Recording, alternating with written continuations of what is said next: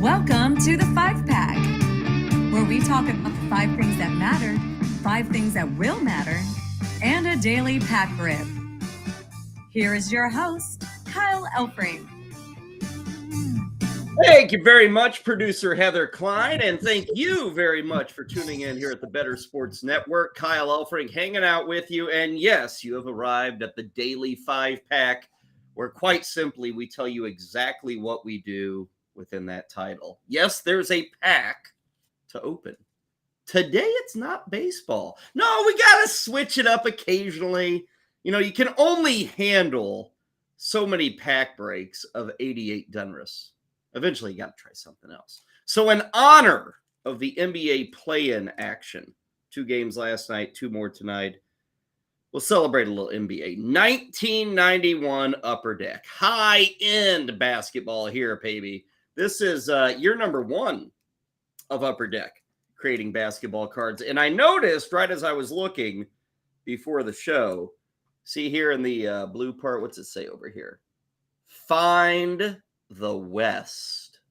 Oh, yeah.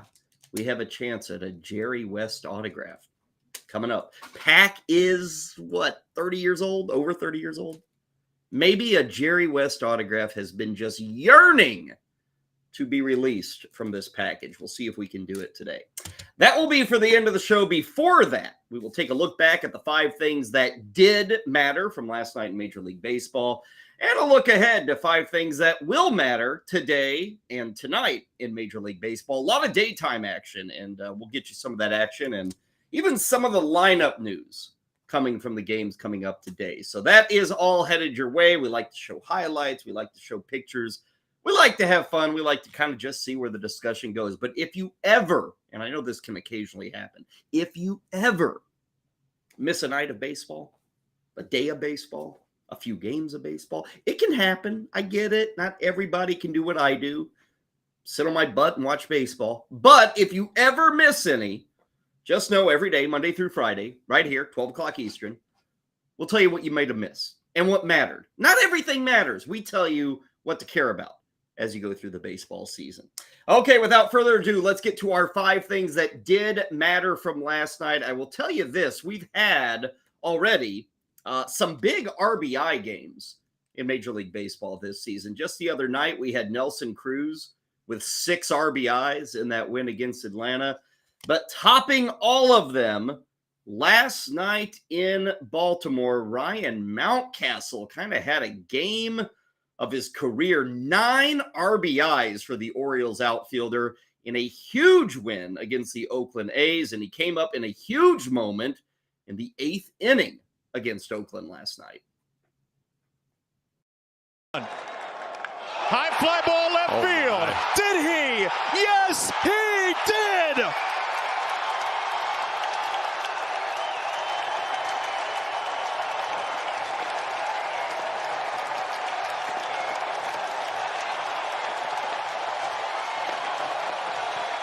As grand as it gets. 456 feet, and we just said Mountie sit on that slider, and he got one right in the heart of the plate. And wow. A 9, count 'em, 9 RBI nights for Ryan Mountcastle. Tough to do there. 9 RBIs for Ryan Mountcastle. Now, why does that matter? Well, Ryan Mountcastle with that game kind of becomes an early season hero. He now leads baseball, or at least tied for the lead in baseball with 5 home runs. And the 9 ribbies gets him up to 18 on the season. He's had a good year. He's had a very good year. So a great start for Ryan Mountcastle. Big win for Baltimore. But I'll tell you this. The reason that moment really matters to me is I was looking at the attendance for that game. Now, we know the hell that it has been as a Baltimore Oriole fan for like the last 5 or 6 years. And last year, they started surprisingly to turn that corner. This year, they're expected to keep turning in the AL East. That moment right there, really that game last night against the A's, is one of those moments that if you're there, and there were only 12,000 fans there, by the way, That was the official announced attendance. 12,000. Now, as an old fogey, I think back to the late 80s, early 90s, and Camden Yards was always sold out. Like, it was literally one of the hardest tickets to get in all of sports. 12,000 fans last night. Now, I don't know how many of them were still left when Ryan Mountcastle launched that shot last night, but that's a moment that turns you into a lifer. It really is. And maybe not a lifer in terms of baseball, but it turns you into a lifelong Oriole fan. I will make a prediction, and there is no way for me to be wrong nor right here, unless somebody were to, yank my chain 5 years from now and say, Kyle, you were right. Because I can't be proven wrong on this, but I could be proven right. There is at least one fan in that ballpark last night that experienced that moment, that experienced that game, that experienced all the scoring, that experienced the legendary 9 RBIs from Ryan Mountcastle, and they became a lifer for the Baltimore Orioles. They fell in love with the Baltimore Orioles, and they chose a good time. You don't have to put up with the crap. You're 6 years old. Maybe that's your first game last night. That is what mattered. Like, the Grand Slam, pretty cool. The moment, pretty cool. By the way, did you see what they've got in the dugout there? They have the, what are they calling it? I think it's the dong bong that the Orioles have. Some people throw a necklace on your shoulders when you hit a home run. Other teams, like the Orioles, they have you bong like a Powerade Zero. I think it's a Powerade Zero. It's not your typical beverage that you would stick in a bong, but that's what the Orioles are doing. You hit a dong, you drink out of the bong. And Mountcastle got to do that actually a couple of times. He had 2 home runs on the evening for Baltimore. Moving on to item number 2 in the 5 things that did matter from the Tuesday night of baseball. Don't we always talk about a trade where both sides win? Like, that's the dream. Both sides win the trade. It doesn't happen often, but occasionally it does. Last night kind of stood out to me because we saw 2 guys who were traded in effect for each other. There were a couple of minor leaguers involved as well, but 2 players who were flipped for each other that play different positions, that bring totally different things to the game. They were flipped in the offseason. And last night on a Tuesday in April, early in the season, both guys absolutely shined. The trade I'm talking about, Miami Marlins, Minnesota Twins. The Marlins adding Luis Arraez and the Twins adding Pablo Lopez. Now, we'll split these highlights up so that each man can get his moment. Let's give each guy his moment. Let's start with the moment from Luis Arraez where he became the first ever hitter in Miami Marlins history to hit for the cycle. Here's our full hits, all 4 hits against the Phillies last night. Saw Arraez on that batting average leaderboard because he's been putting the ball in play and getting himself some hits, as he does right here. A 1 hop off the wall in right center. That'll be a 2-out double for Arraez. Arraez will have himself extra bases into the corner. Now this will be maybe even 3. Got to that perfect spot into third base with a triple. In the air, deep left field, going way back, and that's gone. A home run to the opposite field for Luis Arraez. What a night, his 3rd extra base hit. Pitch clock down to 1, and that is going to get down a base hit. The first cycle in Marlins franchise history, Luis Arraez. The last team in baseball without one. They got one now, and you might be wondering, really? A Marlins guy has never hit for the cycle? This team's been around since 1993. So what is this, the 30th season of Marlins baseball? I looked it up this morning. Since the Marlins arrived on the scene, April of 93, there have been 112 cycles in baseball. 112 of them. Well, for 30 teams, so each team on average should have had close to 4 in the last 30 years. The Marlins just got there first. So congratulations, as the announcer said, as Marlins television said there.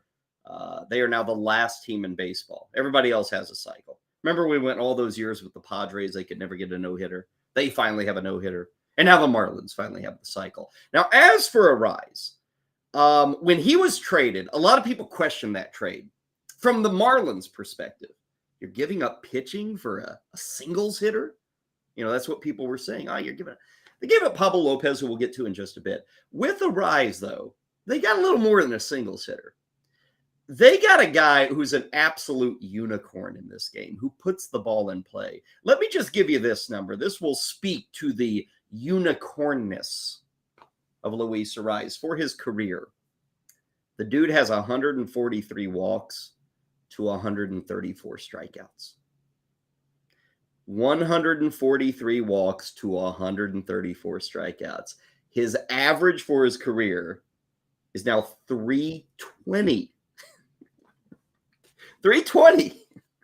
And just a singles hitter. His OPS for his career, 800. That ain't just a singles hitter. It's one of the best hitters in baseball, honestly. And I don't know where he goes from here. He's hit like 560, so he's probably going to go down. But kudos to Luis Arise, making history in like his 12th game as a Miami Marlin and making the Marlins look pretty smart. You know, they allowed the move for Arise, allowed him to play second. They moved Jazz Chisholm into center field. He becomes a plus defender. They don't have to find another outfielder. It's tough to find center fielders. It really is. So by making that trade, the Marlins not only got one of the better hitters in baseball, they found their center fielder. So that was another part of that trade. Now moving to the other side, Pablo Lopez. Wow, how remarkable. Luis Arise has this magical night in Philadelphia. Pablo Lopez, a pretty magical night last night in Minneapolis. Field, there are about a half a dozen new areas as Kerry Carpenter hits one to center field. Backpedaling. Oh. Yeah, nobody out. And now we have an out. Lopez strikes out Gonzalez. Swing and a miss, and Vaughn strikes out. Strikeout number 4 for Pablo. Swing and a miss, strike 3. So Lopez, another 1-2-3 inning. Strengths are up the middle. Swing and a miss, strike 3 on a righty-righty changeup. Swing and a miss, strike 3 on a curveball. He struck him out swinging. Swing and a miss, he struck him out. There's the sweeper.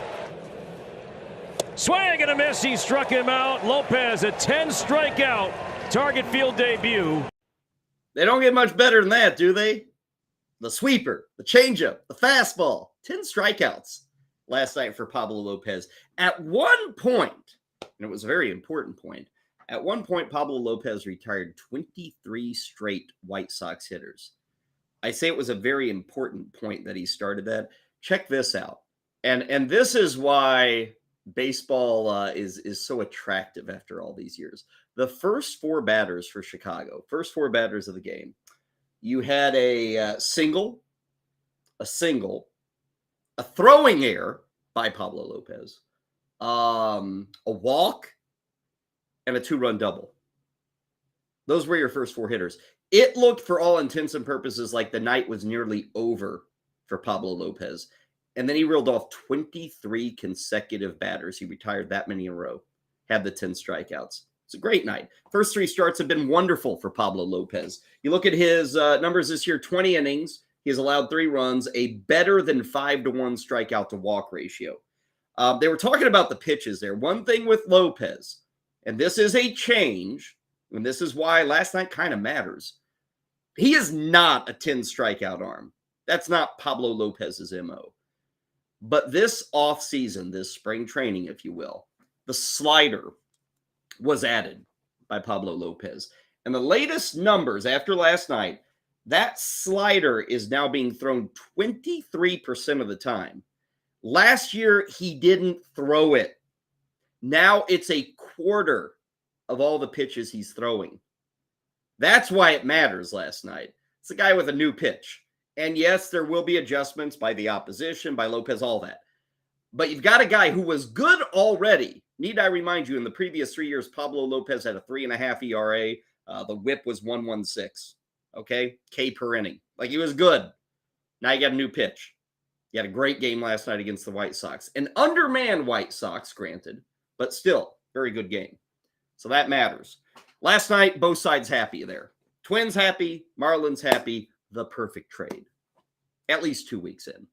Let's move to our third item that did matter from last night. You got a sneak peek at it. We've got a new border wall up in Canada. It's a little north of the border. It's actually in Toronto. But last night, after the Blue Jays made off-season changes to their outfield dimensions, last night we saw an immediate payoff in their first home game of the season. Field, there are about a half a dozen new areas as Kerry Carpenter hits one to center field. Backpedaling Kiermaier, jumps, and he's got it! He took a home run away in the very first game. Never gets old, does it? Doesn't get old. You know, well, the most exciting play in baseball, what is it? Some people say the triple, the walk-off home run. Robbing a home run, pretty damn exciting. And we may see more of that. Not only is Kevin Kiermaier, who kind of does that regularly, now a Blue Jay, but Kevin Kiermaier gets to do it with an 8-foot wall in center field. For those who missed it, Blue Jays made some changes. Like, all of the walls are taller except for center field. That one dropped from 10 feet to 8 feet. Right field was moved in a ton at Rogers Center. I think 15, 16 feet it was moved in. And the wall kind of moves up and down and modulates its way from left field to right field. But in center, you've got the ability to rob a home run. Now, that was the moment last night. Why does it matter? Check out the Blue Jays defense thus far. In the offseason, they get Kiermaier. They also get Dalton Varsho. Right now, Blue Jays are number 1 in defensive runs saved in Major League Baseball. Number 1. In the outfield, they're top 5 in defensive runs saved. So they went to the offseason, added 2 key components in their outfield. They're pretty strong as is with their defense, and we saw it pay off last night. So the Blue Jays, with a pitching staff, with the hitting, and now maybe with the leather to make some noise in the American League East. Let's move to our fourth item that mattered from last night. And unfortunately, this is an item that if you own this player, if you have this player, if you wagered on this player, it probably upset you just a bit. Let's take you to San Francisco last night, where Dustin May is pitching fine into the 6th inning. But that didn't mean that Dave Roberts was ready to let him go any further against the Giants. That out right there, it appears, is going to do it for him. And Dustin looks up and sees Dave Roberts and doesn't like it one bit. Jock Peterson coming up. Dave Roberts going to make the change. Left-hander coming on in a 2-0 game.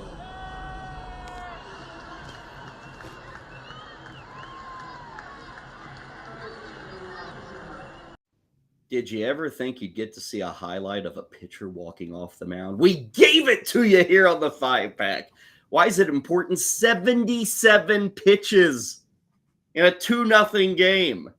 You just gotten the previous guy out, they yank him. And you saw Dustin May. You're supposed to wait for the manager to get to the hill and then you hand him the ball. Dustin May didn't do that.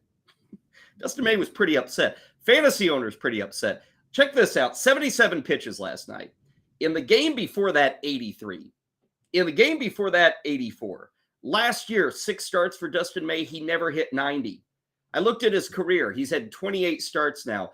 Dustin May is 0 for 28 trying to get to 100 pitches thrown in a start. 0 for 28. Check out his numbers as a starter, too. This is fascinating. All this just kind of piles up, and I get it. The Dodgers are protecting him. But I think it's very important for us to all understand that. Dustin May, 28 starts. He has a 3.01 ERA in those starts. His whip in those starts is 105. He's got a little over 8 Ks per 9. You might say, wow, those are really good numbers. He is 7-8 with those numbers. Might I remind you, he pitches for the LA Dodgers. He's 7-8 with those numbers. Why? Because he's only going 5 innings. Why? Because they don't let him throw 95 pitches. And early returns this year, We're not going to let him throw 95 pitches. Nothing in the first 3 games. I mean, that was the 6th inning last night. It's a 2-0 game. 77 pitches, and they yank him.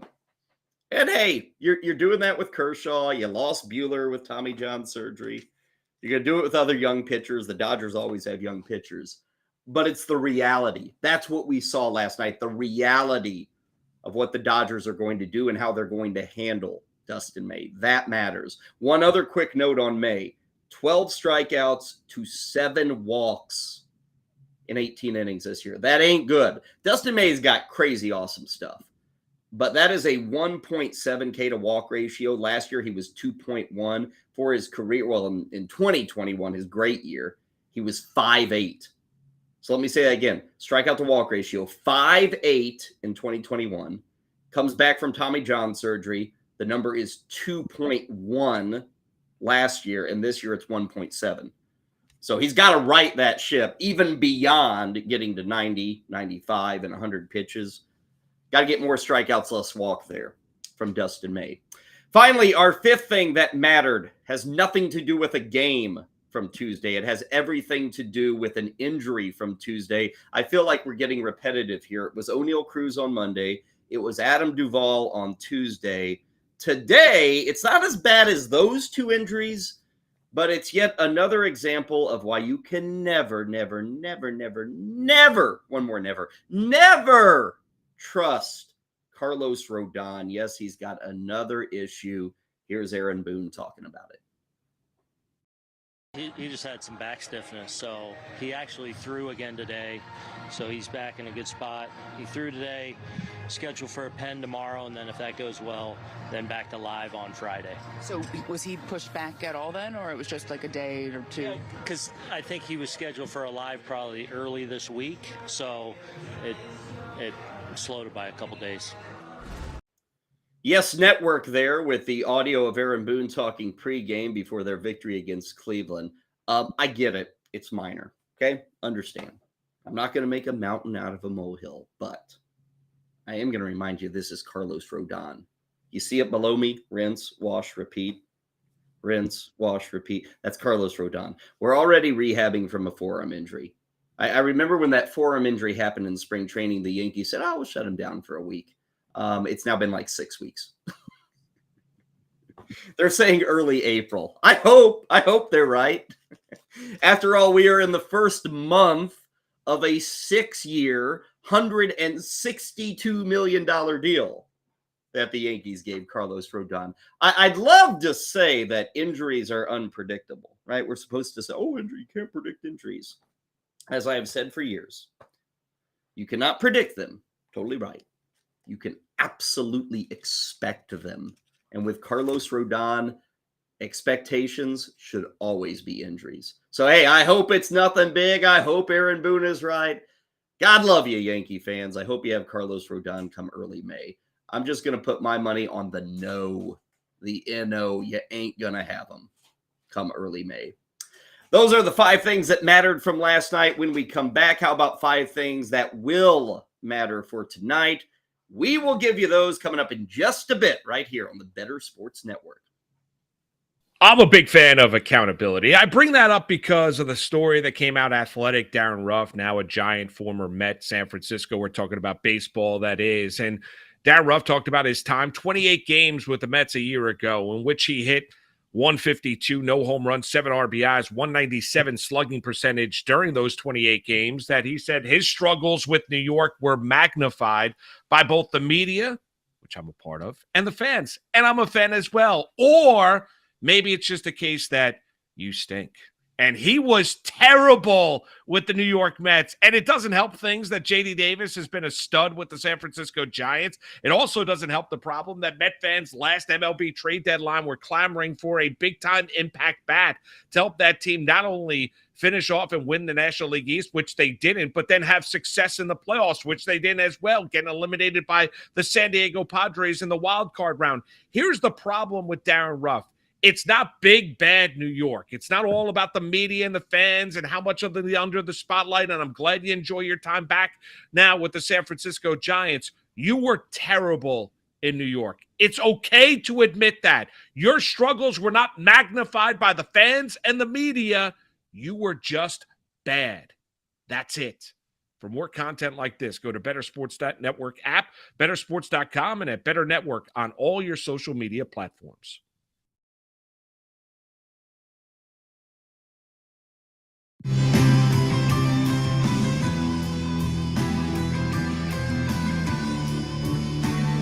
Welcome back to the 5-Pack.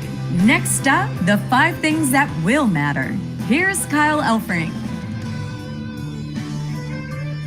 This is also song number 5 on the 10 album. I know that kind of stuff. We welcome you back to the 5-Pack. Kyle Elfrink with you here on the Better Sports Network. Want to remind you that coming up at 3 o'clock today, the Fantasy Football Game Show. Oh, debut, I think, of the Fantasy Football Game Show at 3 o'clock. Today, I am told that the game they will be playing, and you can be a part of it here at the Better Sports Network, is the Fantasy Poll Perception. I'm told now this is show number 2. So this week, the Fantasy Poll Perception for the Fantasy Football Game Show. 3 o'clock later today right here on BSN. Okay, we've given you the 5 things from last night that mattered. Now it's time to look ahead to tonight. 5 things that will matter. And I say tonight, I should note we got a lot of baseball coming up this afternoon, including a game in Cleveland, Ohio, between the Guardians and the New York Yankees. And that's where I will begin with my 5 things that will matter for today, April 12th, 2023. Just got that Yankees lineup. Guess who's leading off?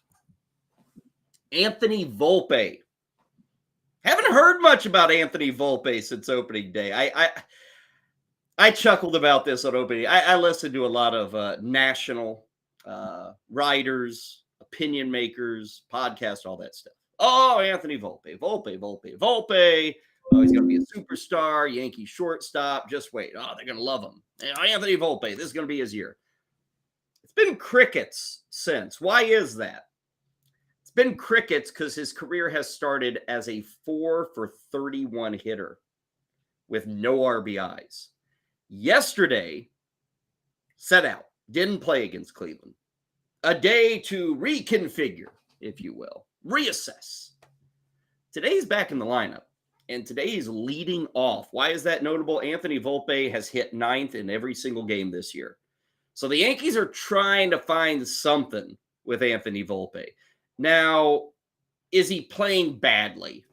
I looked at the numbers. There is nothing like, oh, he's swinging at all the pitches, or, oh, man, he doesn't hit the ball hard, or he's just hitting pop-ups. Like, there's nothing in the numbers that scream, wow, this guy can't handle the big leagues. I mean, there are bad numbers, but it's like small sample size theater. That's what it is for Volpe. So I'm not going to jump to the conclusion he can't hit. But here's the thing with Volpe. He's not hitting, okay? That's the thing.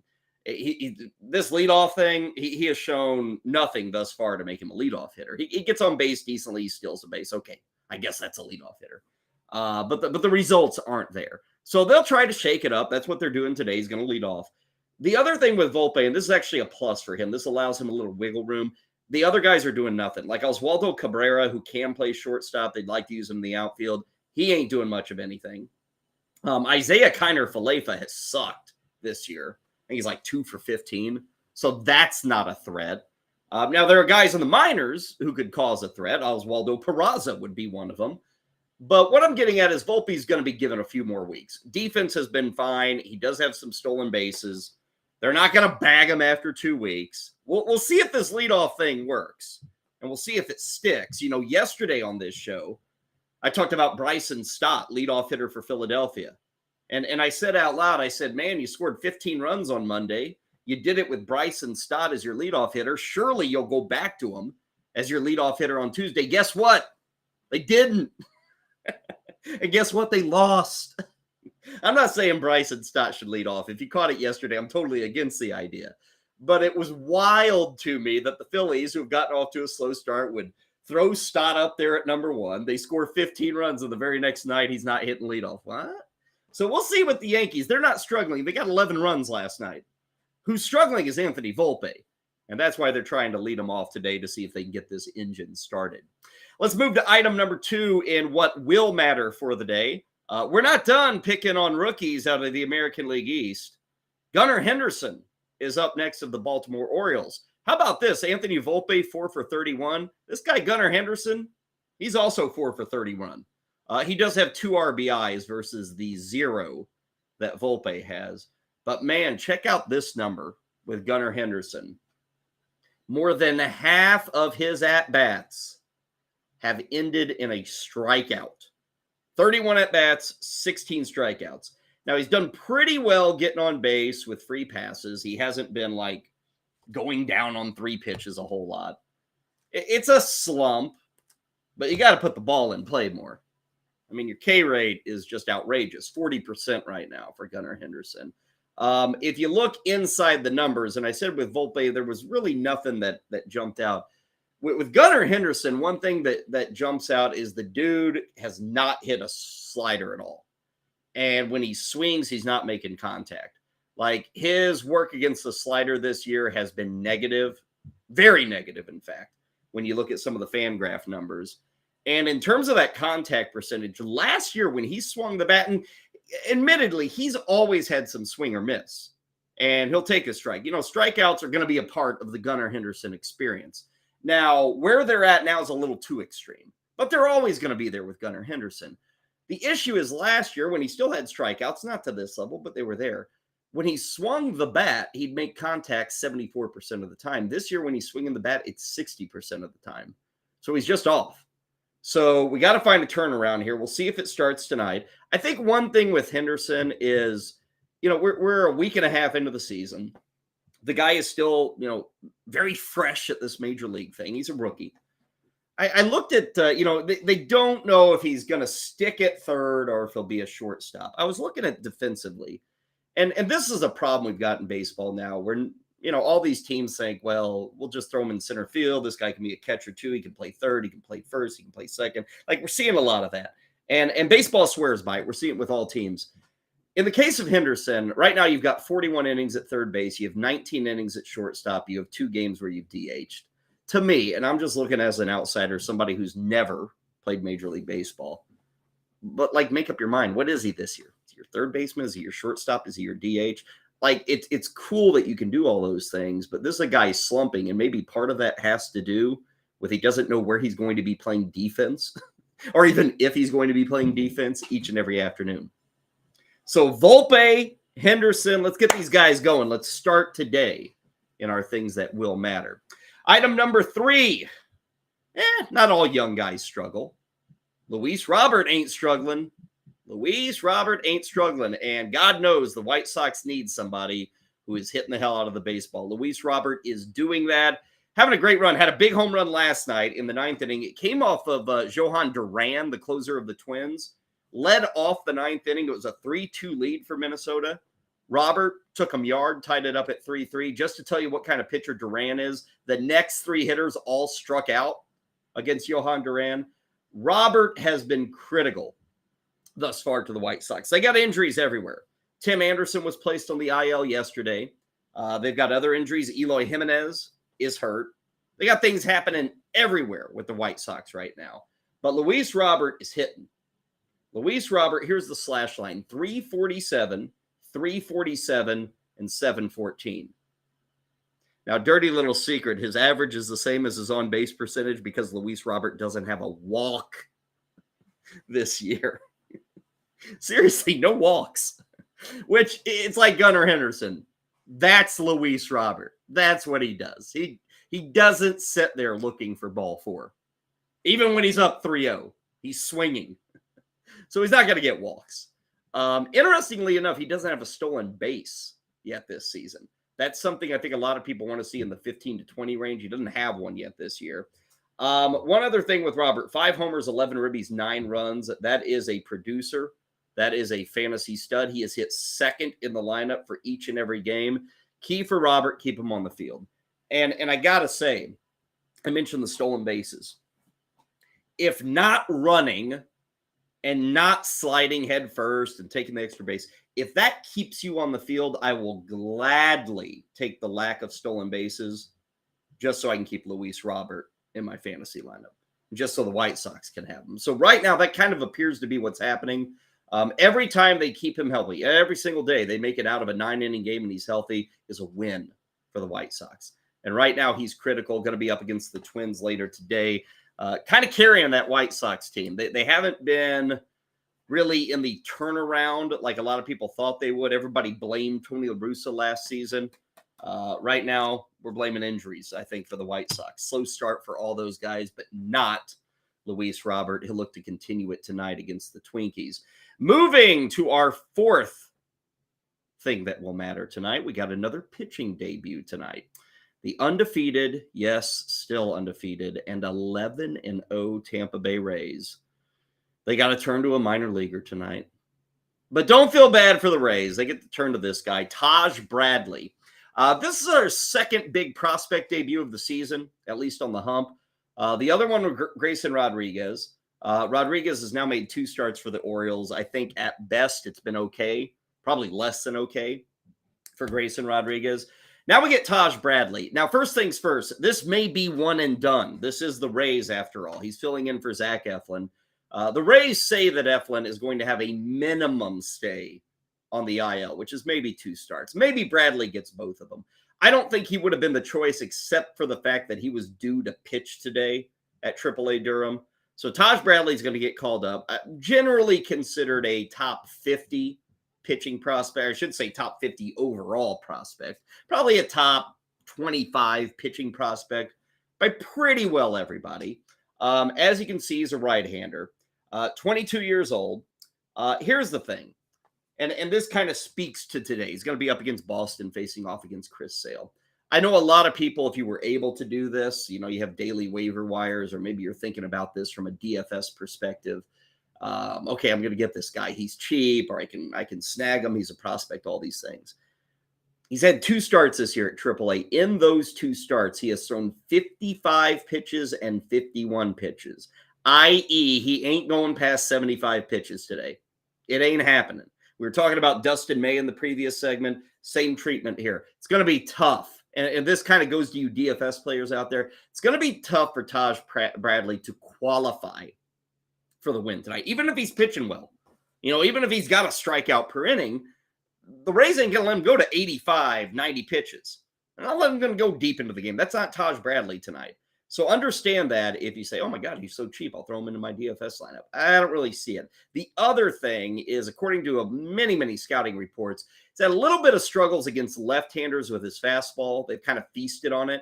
You look at this Red Sox lineup tonight that Taj Bradley's going to be facing. It's got Devers. It has Yoshida. It has Verdugo. It has Tristan Casas. All those guys hit from the left side, by the way. So that has me a little hesitant as well to look at Taj Bradley and say, yeah, jump on board that. Get him in your lineup or stick him in your DFS lineup and ride it. Still, we'll all be following it tonight, and we'll see how the pitching debut goes for the young right-hander with the Tampa Bay Rays. Speaking of young pitchers, our fifth and final thing that will matter, if you are into radar gun readings, if that's like something you truly get off on, which if you do, see somebody, okay? I get it. We all like speed. Yeah. Well, if you love speed and you love just seeing that number flash up in the corner of your baseball screen when you're watching the game, you're going to want to watch the Braves and the Reds tonight. It's going to be Hunter Green taking on Spencer Strider. There they are. Now, why does Spencer Strider, every time I look at him, he looks like he's going to clean out a pipe at my house? Right? Something about that mustache, huh? I mentioned radar gun readings. Check it out. Here's what we've got. These two guys are facing off tonight down in Atlanta. The average velocity for Hunter Green this year on his fastball is 100 miles an hour. For Spencer Strider, he's kind of a wimpy 97.8. Green throws his fastball 63% of the time. Strider's at 62% of the time. Green this season with 13 strikeouts in 8 innings. That is a 14.6 K per 9. Strider has 18 strikeouts in 11 innings this year. That is a 14.7 K per 9. Now, here's the difference between this two, and I always kind of mentioned it. 8 innings for Hunter Green. We've had 11 for Spencer Strider. Why is that? They've both made 2 starts. That is the case because of walks, because of pitch counts. Hunter Green, 6 walks in 8 innings. Spencer Strider, 6 walks in 11 innings. Hunter Green, nothing but fastball slider. Now, Spencer Strider is pretty well nothing but fastball slider, too. What he has done this year, and not a ton, it's maybe 1 out of every 20 pitches, but it's something. It's a third pitch, the changeup. And that's kind of been the concern with both these guys. Where's the third pitch? It's great to throw hard, but where's the third pitch? We are seeing Strider throw his changeup about 5% of the time. We don't see any of that with Green. It's fastball, slider, fastball, slider. That's really all he has. The other difference here, Spencer Strider, 11 innings. And again, Hunter Green is 24, maybe 25. How many pitches have these guys thrown? Again, 2 starts, but different outs. Hunter Green, it's taken 176 pitches to get 25 outs. 24 outs, actually. 176. Spencer Strider has gotten 33 outs, 9 more outs, 3 more innings on only 21 more pitches. That's the difference right now between these two. Both have electric arms. But Spencer Strider, A, can control and command his pitches. B, he's more efficient with those pitches. And C, he's at least showing a third pitch with his changeup. We'll see how things go tonight, just after 6 o'clock Eastern. I think it's about 6:45 Eastern, actually. For the Reds and the Braves tonight, that is another item that will matter for this evening. Okay, those 5 are in the books. Don't you love it? I do all the work for you. I tell you exactly what you need to follow today. That's what we do on the 5-pack. The other thing we do on the 5-pack is we open packs. We do that next. Coming up next on Better Sports Network. Congratulations to King James. Your Los Angeles Lakers have qualified for the 7th seed in the Western Conference playoffs. Despite the Minnesota Timberwolves not having Rudy Gobert, despite Timberwolves star Anthony Edwards having maybe the worst game of his career, 9 points, 3 of 17 shooting, 0-9 from 3, the Lakers managed to come from behind to beat the Timberwolves in overtime. Now, there's some of you out there that think that the Los Angeles Lakers are title contenders. The great Bill Parcells said, "You are what your record says you are." And the Lakers' record says they're the 7th seed in the Western Conference. Remember a couple years ago when they were the 8th seed and you thought that they were going to beat the Phoenix Suns and they lost in 5 games? That's probably going to happen to the Lakers in the first round versus the Memphis Grizzlies. So despite how great the King and the Lakers played down the stretch, don't get carried away. This team is only going to be in the postseason for a short stay. For more better content, check out Better Sports Network app, bettersports.com, and at Better Network on social media.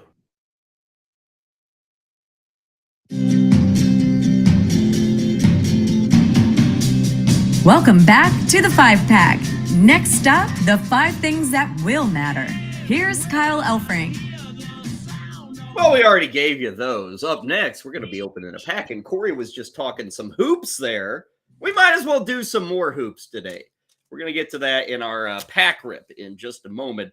Before we go in that direction, yesterday we were opening up some 88 Donruss baseball cards, and usually as I'm going through the pack, something kind of pops in my head, but I don't want to say it right at the moment. I want to come with a more informed opinion, a more informed take. So yesterday we're going through this pack of 88 Donruss, and Tom Hinkie pops up, and John Franco pops up. These 2 guys. Now, why are these 2 guys interesting to me? These 2 guys are interesting to me because these are 2 of the best in the history of baseball at doing what they did, saving games.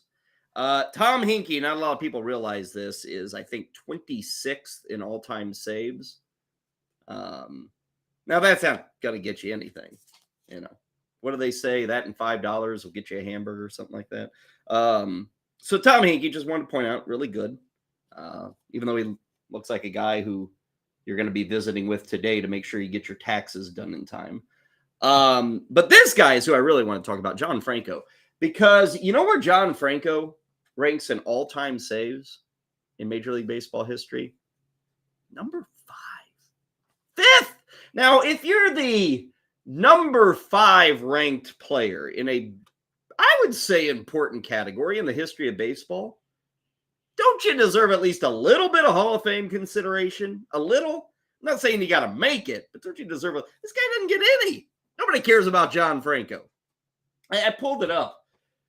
The dude pitched 21 years in baseball. 21 years. And really, you might say, well, he pitched all those years and he just got a bunch of cheap saves at the end. Not at all. John Franco's last 6 seasons, he got 8 saves. So let's say he only played 15 years, because he played 21. Let's take away those 6 extra years and those 8 extra saves. If you take away those 8 saves, he's currently at 416, which is number 6 in baseball. I mean, the only guys ahead of him right now are Rivera, Hoffman, Lee Smith, and K-Rod. That's it. Now, Francisco Rodriguez, there's another guy. Doesn't get any Hall of Fame consideration. But again, they're top 5 in the history of the game. We could see Kenley Jansen surpass John Franco. Kenley Jansen is sitting at 393. So he would need 31 more saves, I think it is, to get past John Franco. May get it with Boston. Craig Kimbrell, part of that awful Phillies bullpen, he is currently sitting at 395. I don't know if we can get another 30 saves from Craig Kimbrell. Okay, that was from yesterday's pack rip. Today, again, we got some hoops. What is this? We got 1991 Upper Deck basketball. I think this is the debut year of Upper Deck doing basketball. And as always, Upper Deck makes a beautiful card. They don't put out crap like this. They put out nice cards. So we got nice cards here. The other thing is, according to this package, this is part of the High series. No Cheech, not that kind of High series. This would be like a Series 2 back in the day, where maybe you have 350 cards in the first set, and then later in the year you release a set of rookies and guys who were traded or guys who didn't have a card in the first set. So this is for Series 2. Notable here is that we are looking, according to the package, we are looking for the West. No, we're not looking for like California. We are looking for one of 2,500 personally autographed Jerry West basketball cards. Now, how cool would that be on day 3 of the 5-pack that we pull a Hall of Fame autograph card? That'd be pretty cool. I might just retire. Nah, I can't retire after 3 days. Okay, let's get into this one. Boom, boom, boom. Here we go. We start with a man. Let me make sure I'm right here. Yes, I am right. You Boston Celtics fans are going to remember this guy. You Syracuse Orangemen fans are going to remember this guy. Sherman Douglas. Man, I love Sherman Douglas. Just the name, Sherman Douglas. He had some moments, too. I think Sherman, I want to say he was teaming up at the same general juncture with Derek Coleman, Sherman Douglas. Like, they were the big 1-2 punch. And I remember it was like, you're either a Sherman Douglas guy or you're a Mookie Blaylock guy. Mookie played for Oklahoma. Sherman Douglas for Syracuse. I love this. Now, I said these cards, how nice they are. I mean, just clean, beautiful, makes sense. You got the hardwood. The back is great. I mean, color photos on the back, that stuff was unheard of back in 1991. Upper Deck, cutting edge with their photos. Okay, so there we start. Up next, one of my guys. Man, I love this guy. And this is part of the High series. This is the only reason we have this card. This is I don't know if it's the true rookie card, but it's one of the first cards to feature this player in an NBA uniform, Kenny Anderson of the New Jersey Nets. Loved me some Kenny Anderson. He had some awesome moments at Georgia Tech. Came out of Brooklyn, I do believe, and Kenny Anderson knew how to put on a show. Kenny Anderson knew how to hoop. Kenny Anderson, I don't know if magician would be going too far, but Kenny Anderson was a smooth cat with the ball. Love that. Man, we got a good start of point guards here. Both guys out east. This one's my favorite, though. Says on the front, NBA top prospect, Kenny Anderson. Look, man, he could take it to the hole, too. Doesn't matter how many arms are in his way. He's taking it to the hole. Here's another NBA top prospect. Wow, Series 2 is just full of top prospects. Larry Stewart. Not quite the top prospect that Kenny Anderson was. And somebody get this dude a uniform that fits. That thing's just hanging off of him. It's like Larry showed up to the jersey uniform guy and said, "Hey, I just want a big jersey that makes me feel like I'm a big boy." Okay, here's a size 52, Larry Stewart.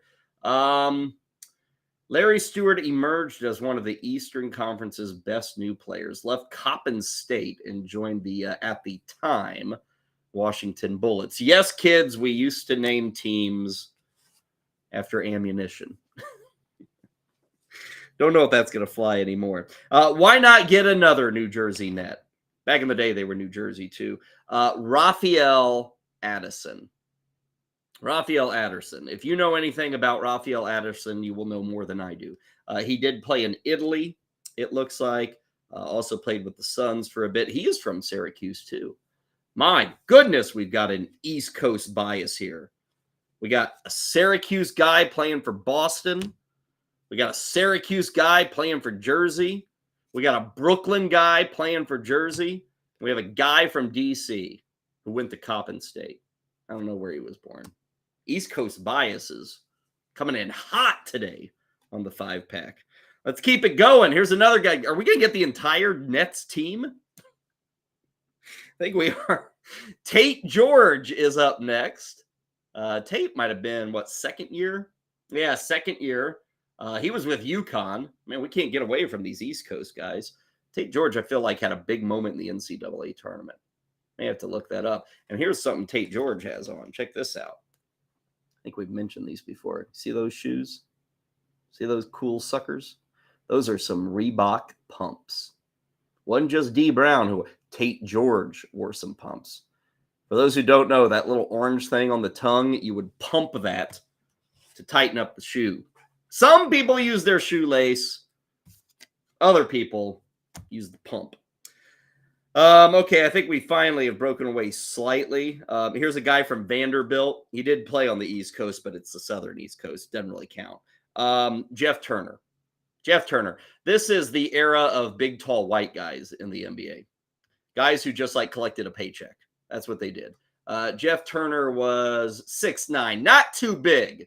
I mean, back then 6'9" was bigger than 6'9" today. Now you get a 6'9" guy and it's like Luka.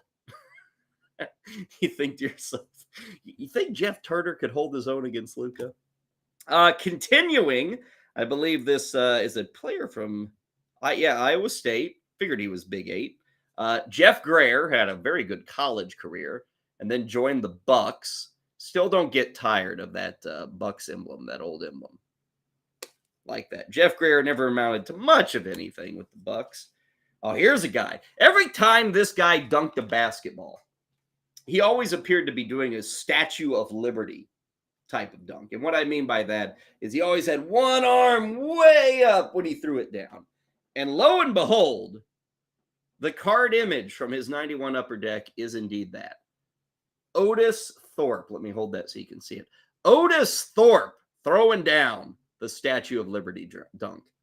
Instead of a flame in his right hand, he has a basketball. But like that shot right there, that is what made Upper Deck Upper Deck. Like this was a game changer. You know, all your cards would be vertical. What? You got horizontal cards? Awesome. Color photos front and back? Awesome. Here's Otis Thorpe getting fouled on his way to the hoop. Who's that coach back there? Don't know who that coach is. Somebody with Orlando. Don't know exactly who that would be. I see him walking around. Man, Orlando's a packed house back then. Anyway, Otis Thorpe, pretty good career. Power forward. I think he was on those Rockets teams that won the title. He was a part of that. Hey, man, we're going Syracuse crazy. Let's see. We got Sherman Douglas. We have, who was our other Syracuse guy? Was it Raphael Addison? Was that a Syracuse guy? Yeah. So we got Raphael Addison. We got Sherman Douglas. And to keep our Orange Man fever going, Ronnie Cycli. He was the original Greek freak, right? I think so. I think Ronnie Cycli was of Greek persuasion. Now, believe it or not, despite this photo, Ronnie Cycli was pretty good, and he actually did play on the court. For instance, I give you Ronnie Cycli posting up Chris Dudley on the back of the card. And Cycli was pretty good. I think he might have been the first ever selection of the Miami Heat when they were an expansion team. And he probably wasn't a superstar, so people were let down, but he hung around the NBA for quite some time. So that's a fun one. Ronnie Cycli, number 4 on the Miami Heat. Let's go to Seattle, back when they had a team. Quentin Daly. Quentin Daly looks like a fun guy to hang out with, right? Look at that. He even has fun in the layup line. Quentin Daly. Nice stuff, Quentin. 2 more cards to go. We got a checklist, baby. I tell you what, yesterday we had the Diamond Kings from Dunruss with Mark McGuire, and I didn't speak about it much. Let me see if I can pull that up. Here it is. Dunruss always did these Diamond Kings. They'd have paintings and that. Love it. Good stuff. Sharp looking. It's kind of cool, paintings. Upper Deck did that too with their cards, and here's an example. Isaiah Thomas. They have these for every single team. This actually doubles as a Pistons team checklist. I like that they also gave credit. Alan Scott. I think that's Alan Scott. No, Alan Stout. Alan Stout put this together. I wonder if there are originals of these like paintings. Were they just graphically put together on the computer? Or did they paint originals and then downsize them? Man, the originals, because they did this for every team and they did this for a number of years. Be a lot of fun to check out. Our 12th and final card in today's pack rip is not a Jerry West autograph. So I don't know if all 2,500 Jerry West autographs have already been discovered. Perhaps they have. But today will not be one of those days on the 5-pack. Instead, we get a member of the all-rookie team who currently, I believe, is a member of NBA TV. He hangs out with our buddy Rick Kamla. Rick and this guy probably go roll it because they're both Georgia guys, I think. Making the all-rookie team in 1991, Dennis Scott. 3-pointer galore. This guy loved to jack it up. That's why you wear number 3. He loved to jack it up. Rating, he was the 4th pick in the 90 draft by Orlando. 2nd leading scorer, 15.7. He set an NBA rookie record for 3-point field goals made when he made 125. That topped the old mark set by Dana Barros, who had 95. Now, I'm going to look this up after the show. Not right now, but after the show. In 1990, Dennis Scott, 90-91, Dennis Scott set the rookie record for 3-pointers, 125. I bet the rookie record's now over 200 in those 30 years, would be my guess. Because now the entire game is dunks and triples. So Dennis Scott, and he was a gunner, man. The guy jacked up his threes. I wonder how long he held on to that rookie record. He might have held it for 10 years or so. But I'd like to see where he's at on that leaderboard now. So there you go. Beautiful, beautiful pack of cards. Love them from Upper Deck. If we could just open a bunch of Upper Decks, I think we'd be fine. Upper Decks in the 90s, we'd be sitting pretty. But we don't do that. We have a new pack each and every day here on the 5-pack. So we've done a couple of baseball. We've done some basketball in honor of the playoffs. We'll see what else that we have in the grab bag. We'll get to that tomorrow. Make sure to join us tomorrow. We will get things rolling at 12 o'clock Eastern. That's what we do every day, Monday through Friday, 12 to 1. We tell you what happened from the night before that matters. We preview the night to come, tell you what's going to matter tonight. And we open up our card packs. We have some fun. Have a lot of fun for a full hour. Your one-stop shop for all you need. More to come on BSN, and stick around. 3 o'clock fantasy football game show is coming your way. Our thanks to Heather Klein. We'll see you on Thursday.